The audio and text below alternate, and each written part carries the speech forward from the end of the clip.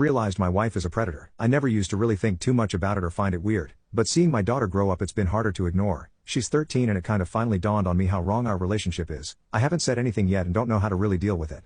My high school had, I guess you could call it a mentor program, where they had some older students come help the new ones adjust to high school. The idea was that we would be able to talk to older students about things and get advice that teachers wouldn't, though it wasn't intensive or huge or anything. I had just started high school, so I would have been 12. While she was 18, I was a shy kid and struggled with school, but she basically took me under her wing. No other mentor student acted like she did, but she made it seem like it was about helping me. She first said I reminded her of herself when she was younger, while later on she would say it's because she loved me. It started normal, but slowly got more inappropriate. When I was 14, we started secretly dating, and started openly dating when I was 16. We married and had our daughter at 19. My parents didn't care. They liked her, and still do. They think I'm lucky to have a wife like her. For me, it all seems so normal. I loved her. I still love her so much. Our relationship has been so happy. Yet just imagining it happening to my daughter makes me feel so disgusted. The more I think about it, the more conflicted I feel. I love her. I'm so happy with her. I don't want to lose her. But I feel so angry and disgusted. I don't know how she could do that. But then I can't imagine life without her, and especially our daughter. It feels so horrible, but it's not like I can do anything about it. I don't even know if I want to. It's just not fair. Edit, because I've already had like 5 comments on it. Not all school systems are like the US. Year 7 is high school. Most kids are 12 turning 13. Am I the a-hole for telling my mom she has no self-respect? My high school has an annual fall dance, and a lot of the dance will be taking place outside. Anyway, the boys are supposed to ask the girls, and yesterday at lunch, a boy asked me, a girl, and I agreed to go with him. My dad has always been a traditional kind of guy when it comes to me and my younger sister. So last night at dinner, I mentioned that I had a date for the dance, and he made a crack about answering the door with his shotgun. The thing is, I'm pretty sure he would do it. I told him that if he was going to be like that, I'd just meet up with our friend group at school. He then got very serious and told me in an angry tone that he didn't want me sneaking around with some guy without his knowledge. He asked me what I even knew about this guy. He then said he didn't want me to turn into one of those ran-through guys who give it all away to the first guy they meet and who no self-respecting man would ever want to marry. That's when I flipped a switch. I like to think I'm a pretty good kid. I get good grades, I play volleyball, I help my sister with her homework and help drive her to her soccer practice. I've never had a boyfriend. So being talked to like I was some love-struck idiot who was going to wind up pregnant because I'm choosing to go to a dance with a friend really annoyed me. Also, I know a bit about my dad's history. He was in a frat in college, and he's told stories to my cousin, who recently started college at a big state school where frat culture is a big thing. So I told him that this guy is my friend and he seems nice, but if he turns out to be a jerk, I'll figure it out. And also, I only agreed to go to a dance. The last time I checked, going to a dance was not a binding intimate contract, and here's where I may have crossed the line. I told him that I knew he was in a frat in college, and I know what goes on in those places. I also know the stories he's told my cousin. So in the heat of the moment, I said something along the lines of, by your own logic, the only person who's ran through in the family is you. Then I looked at my mom and said, you must have had no self-respect to have married that battyman of a dad. By the looks on their faces, I could tell what I said was hurtful. And then of course, I got yelled at and probably won't be able to go to the dance at all. But I feel like it's unfair for him to give me a lecture about ran-through behavior and self-worth when he's recently been bragging to my male cousin about doing much worse things when he was just a few years older than me. But maybe I crossed the line trying to prove my point. What is your most shameful climax? Super horny 13-year-old in the early 90s. I didn't have a phone, so had no access to corn. We lived in a 2-story house and the neighbor behind us was in a 1-story house. Single mother with 2 kids, boy and girl. The boy and I became friends and I met his mom a couple times. What they didn't know was that I kept spying on them. They had no blinds or curtains in the kitchen, dining room and bathroom. The bathroom windows were frosted, but you could make out shapes, and it was obvious when mom was in there because of her height and figure. So, seeing the bathroom light come on and seeing her figure disrobe was an instant hard-on for a 13-year-old. One Saturday night I go to my room, I lay down and spy on the house. My buddy said that he and his sister were going to their dad's for the weekend so their mom will be alone. In my horny mind, I thought this would be a weekend of her walking around naked. So far disappointed. I spy in the dim dining room some action. I watch what I think is some aggressive effing in the dining room. I start beating my shit. I think it is about time the neighbor mom gets some action. And about time that I can watch it. Keep in mind that I have not yet actually seen corn, and not actually seen anyone have sex. So, it should be of no surprise to learn that what I had seen wasn't the MILF getting plowed on her dining room table but a house plant being blown around by a fan. Her kids went away because it was warm and her AC went out, so they turned on fans in the house. 2 had jacked off and climaxed to a house plant. What is the most disgusting thing you have ever done that you took pleasure in? My wife and I had 2 wonderful daughters, 13 and 10, and a pretty healthy relationship. At some point things started to appear off. She got very clingy to her phone all of a sudden, made sure to delete the saved password feature on our common PC, stated having phone calls that suddenly ended when I came into the room. You can probably guess what it was. Now having 15 years of marriage behind us, I was hoping it wasn't what it obviously seemed to be. So one day when she told me she was going to spend some time with the girls, I decided to follow her. Sure enough, I find her driving to a hotel to meet with a guy I will call Steve. To say it was a gut punch was an understatement. I literally cried for an hour straight. After I was done with my self-wallowing phase, I decided the best course was getting even. I thought of several scenarios that may or may not have involved me hurting Steve. Eventually I decided to do things more civilly and more importantly legally, but only just. So the first part of the plan was gathering evidence. I could have just gotten a pie, but I had something better in mind. So one day when my wife was at her job and the kids at school, I installed some small secret cameras and microphones I had bought. Due to the setup of our bedroom, I even managed to get one perfectly overlooking the bed. I didn't however use them while I was at home. So a couple of days pass, when I proposed to my wife that the second to next weekend I should take the girls on a trip and stay a night too. I more often than not was the one cooking. I took a far more active role in raising the girls and showed them a lot more patience and attention. She was usually busy working or drinking, so me going alone with the girls on a trip wasn't that weird. So 2 weeks pass, in which time I get my affairs in order and contact a lawyer to write up a separation agreement that would involve me keeping residents in custody. I go on the trip, try to not give anything away to the girls and wait and see if Steve and my wife fall into the trap. When I returned I checked the recordings of the weekend, and sure enough it's a 36-hour fest. When they weren't doing the deed the dialogue was something even better. I found out that Steve had a wife, but even worse they also talked about me. And I heard the obvious character assassination that I expected about how small my PP was, an insecurity of mine, how I didn't satisfy her, but there was some really hurtful stuff, like her telling Steve some of my deepest secrets and shameful stories that I had only told her about, just so they could have a laugh.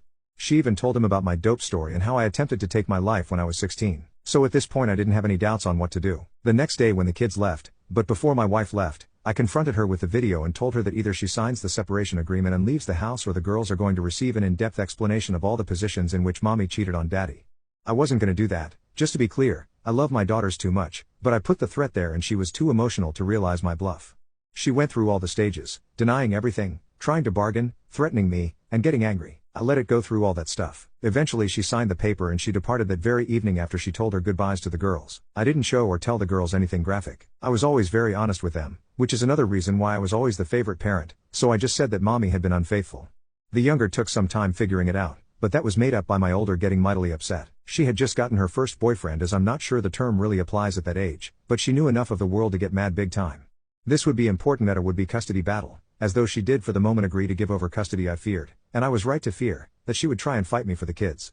What I didn't expect was for her to use her visitation rights to talk crap about me. Basically she started telling my younger kid about how it was all my fault for not forgiving her. Her lawyer even started demanding she receive custody. So I finally activated my revenge plan. Enter trip to South Carolina. Why South Carolina? Simple. Fort Sumter. I really wanted my daughters to see it. I definitely did not go there because it is one of the last places where revenge porn isn't illegal, and where I could upload my wife and Steve's doings and intimate moments with no worries on the internet and other such sites, as you cannot be prosecuted for crimes that weren't illegal when and where they were committed. I especially made sure to include the clip where Steve could not get it up. I sent the links to my wife's employer, her clients, and everybody in her line of work just to be sure, to Steve's wife and to his firm.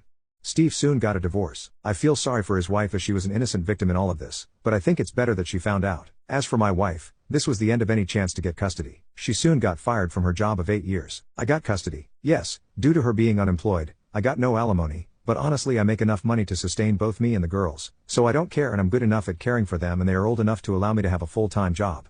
Several months later, my wife is still unemployed. Last time I spoke to her wife she threatened to come and take my life and how this will be revenge for ruining hers. I'd have her telling my GF the reason she's always sick is because of her poor hygiene. I don't think I'm in the wrong here, but maybe I'm being unreasonable, I don't know. I have been with my GF for about 2 years now. She's wonderful, I love her a lot. On our very first date, something I noticed was that she didn't seem very concerned with cleanliness. Something to note is that masks were still mandatory where we live, and so COVID concerns were still very much a thing. We ended our date by grabbing a snack that she wanted us to bring back to her place. We got there and she immediately started taking everything out without washing her hands. Maybe I'm just a clean freak, but this surprised me a little. I brushed it off until she excitedly tried to get me to try some charcuterie jelly she had. She did this by dipping her finger directly into the jar and holding it out for me to try.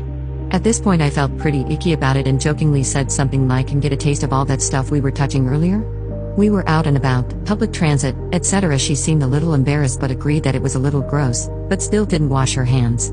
This was the first day we knew each other. To this day, I have not witnessed her wash her hands with anything more than water. And even that takes me asking multiple times. She will go about her whole day, use the washroom, etc. without washing her hands. She loves finding treasures when we're walking around, like abandoned toys, household stuff, clothes, etc. even if they are visibly very dirty. She touches everything and anything, and doesn't wash her hands. She also showers maybe twice a week, and doesn't use soap there either. The only time she washes her hair or uses soap to clean her body is when I literally do it for her, which she says she enjoys. This wouldn't bother me so much if it weren't for a few things. She likes to cook for me. She loves to dip her fingers into jars and drink straight from bottles instead of using silverware and cups. She touches my face a lot, and to be honest, she stinks. And on to my main point, she is always sick. She tends to be very sensitive and gets very upset if she thinks that I'm implying that she's gross in any way, so I try to be as gentle as possible when encouraging her to wash herself. Eventually, I guess I got fed up when she was complaining about being sick again, and said that maybe the reason she keeps getting colds, COVID, etc. is because her hygiene isn't very good. She got really quiet, cried a bit, and now she thinks that I think she is disgusting and cries whenever I bring up washing hands or anything like that. She used to just laugh and brush it off, but now she seems to be really upset by it. I don't know what else to do, and I feel like a jerk. But I don't think I did anything wrong either. Edit. I'm not concerned about getting UTIs from lovemaking. I only go down after she's had a thorough shower, done by me. Have you ever asked why she doesn't want to wash / why she doesn't like soap? Yeah, and she usually brushes it off with humor, or starts crying. The little information I've been able to gather is that her parents were kind of neglectful by not really teaching her about this stuff. She also used to be bullied for being the smelly kid at school, and past partners have called her gross. She claims to not like the soap I have, even though I have several different types: bar, liquid, Castile, unscented baby soap. She also claims to be a dirty hippie or a raccoon girl, and I think she just considers this like a quirky personality trait. You're gross too for being with her. Yeah, well, I feel gross when she touches me, shares a bed with me, touches my things, cooks for me. I always change my sheets after she leaves, clean everything. I can usually get away with not eating what she cooks as I'm vegetarian and she usually cooks with meat. The odd time she cooks something vegetarian, I'll insist on doing the veggie cleaning and chopping and dumping it in the pan or whatever for her, so minimal touching on her part. I know a lot of people don't wash their hands often, but I've always washed mine frequently, and I sanitize my phone every day. I don't like feeling this way, but the way she reacts makes me feel like I'm overreacting. If I knew she was like this on the first date, why did I keep dating her / why are you monitoring her bathroom and hygiene habits so closely? You're a creep. It's one of those things that sort of builds up over time and you don't really see how bad it is until you're deep into it. I was in a long-term abusive relationship prior to this, and I'm not trying to compare this to abuse, but it's the same idea of a little problem snowballing until one day you're like, damn, this is bad. I knew her hygiene wasn't 100% right away, but I didn't know it was literally non-existent until we started spending prolonged periods of time at each other's places and using the bathroom with each other in the room versus alone with the door closed. Then I'd see her in the shower just standing there under the water, not lathering up, using the toilet, then just rinsing her hands with water, etc. She complains that she doesn't like the soap I have, but I tell her that I have multiple types of soap: bar soap, regular liquid hand and body soaps of various scents, Castile soap, unscented baby soap, etc. So surely she must be okay with one of them. But no, she just hates using soap, period.